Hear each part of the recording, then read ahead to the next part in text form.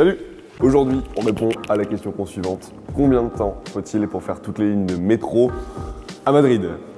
Oui, on a fait ça. Donc on part sur un classique, c'est la suite directe de la toute première LQC réalisée il y a 3 ans maintenant. 3 ans. Waouh, que le temps passe vite. Et depuis, vous nous avez beaucoup demandé de faire les bus, les tramways, les RER, toutes les lignes de la SNCF.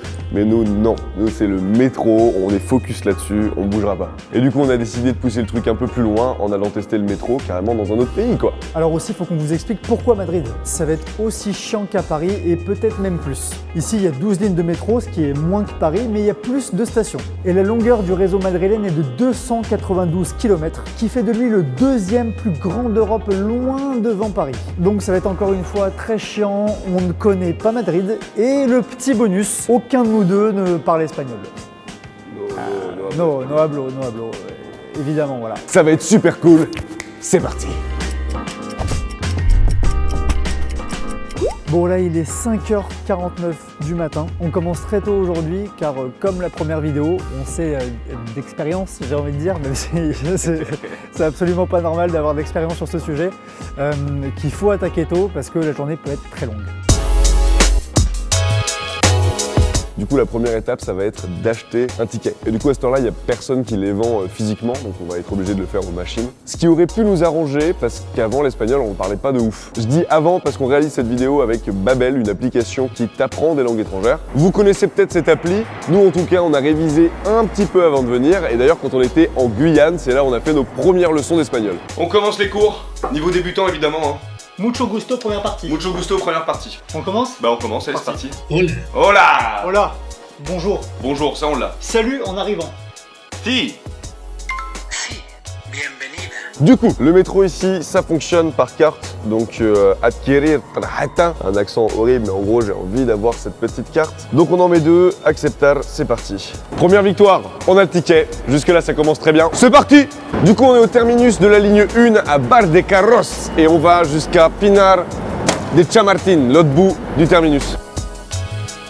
Le chrono est lancé.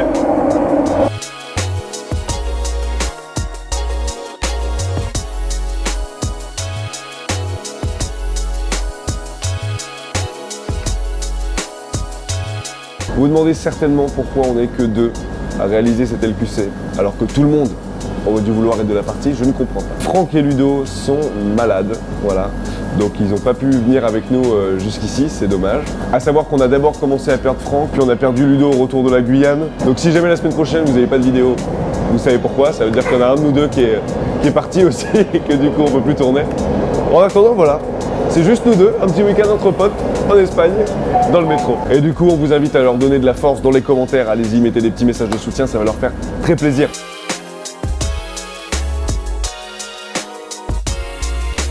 Fin de la ligne 1.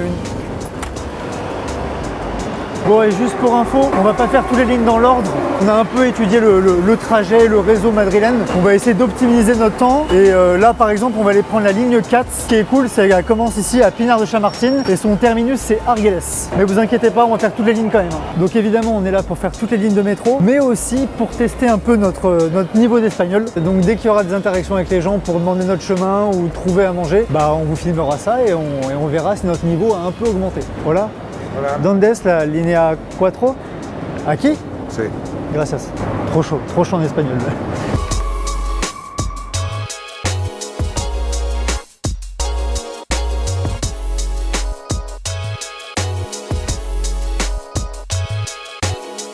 Donc c'est bon, fini pour la ligne 4, on va aller choper la ligne 3. Je vous fais rapidement un petit point sur la situation.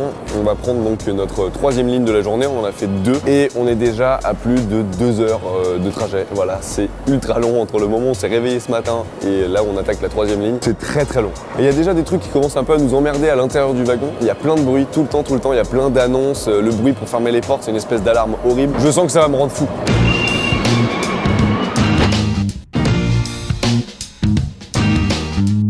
Enfin au terminus de la ligne 3, ça devient super chiant, ça y est.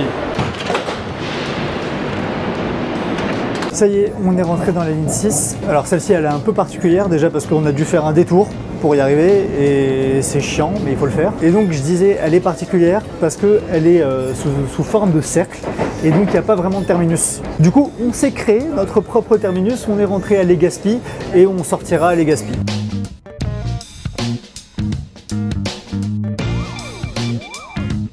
De retour à Legazpi. Bon là on a un petit souci de micro mais en gros on va enchaîner sur la ligne 11. Elle est minuscule, il y a 7 stations, elle fait 8 km de long. C'est un peu l'équivalent de notre ligne 7 bis à Paris quoi, pour ceux qui connaissent. Donc voilà, premier petit plaisir on va dire de la journée avant d'attaquer des lignes très longues. Comme prévu, c'était cool, c'était rapide, on a fini la ligne 11. Mais par contre, on rentre tout de suite dedans. Hein. On l'a refait dans l'autre sens pour récupérer les autres lignes. Voilà, super vie. Ça fait du bien d'être dehors quand même, mec. Le plus dur, je pense, ça va être de se remotiver après pour y retourner. Queríamos una ensalada, pimientos asados con bonido, pero como un primero. ¿Es posible? Si, gracias. Donc voilà, on a fini de bouffer rapidos. Évidemment, on avait arrêté le chronomètre, hein, le temps de bouffe n'est pas compté dans le temps final. Et par contre, maintenant, faut qu'on s'y remette, quoi.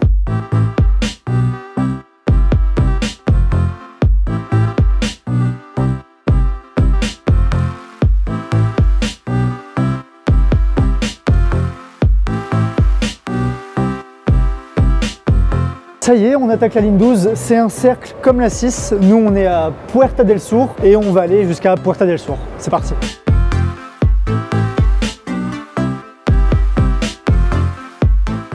Et ben voilà, de retour à la case départ à Puerta del Sur. C'est super long en fait de faire Puerta del Sur jusqu'à Puerta del Sur parce que même si cette ligne elle est en forme de cercle, elle est super longue. C'est la ligne la plus longue du réseau, elle fait 41 km de longueur. D'ailleurs nous on l'a vu à l'intérieur, c'est super long entre chaque station et on a vérifié, il y a en moyenne 1,5 km entre chaque station. Bon allez, on s'y remet, on n'a pas fini de galérer parce que maintenant on doit faire un énorme détour pour récupérer la ligne 2 et la station Las Rosas.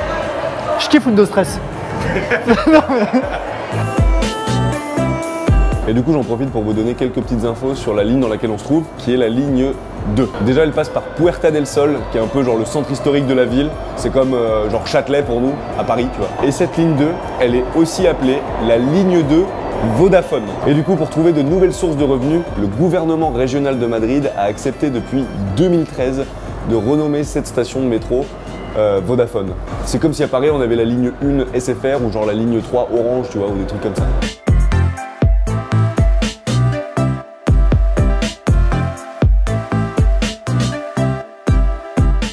Donc là, on est au bout de notre vie, je crois, clairement, de l'énergie, de tout ce qu'on pourrait apporter dans le métro. Heureusement, je crois qu'on a bientôt fini.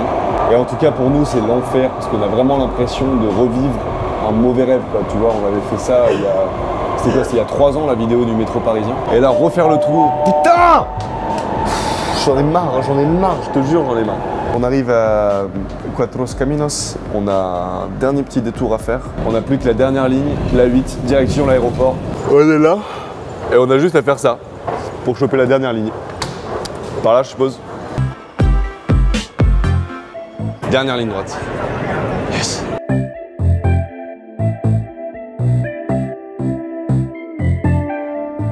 C'est le prochain arrêt, je suis comme un ouf, je suis comme un fou. Allez, allez, c'est très long, c'est très long, c'est très long. C'est par où? La lumière du jour, c'est où? Je deviens ouf.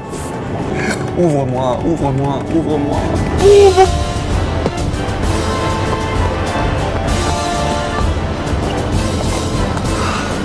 Je sais pas pourquoi j'ai ça dans la main, je sais pas qu'est-ce que je vais en faire, je sais pas. Oh mec! C'est quoi tes impressions? Une victoire, mais une victoire nulle un peu quoi.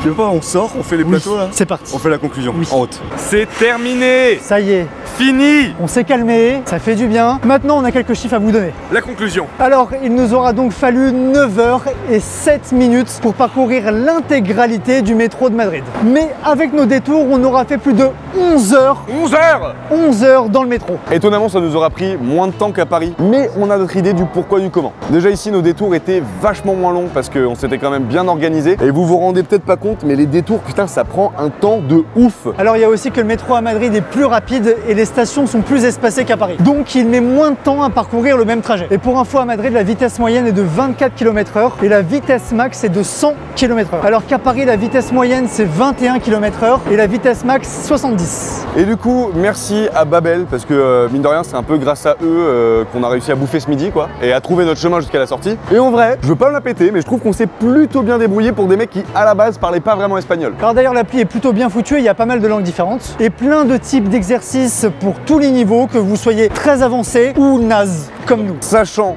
que derrière cette application, tu as des experts en langue étrangère qui travaillent. Donc c'est quand même assez fourni et assez sérieux. Si tu veux plus d'infos sur cette application, on t'a tout mis en description. Donc voilà, si cette question con vous a plu et que vous voulez nous voir galérer dans d'autres villes, J'ai pas non, s'il vous plaît non.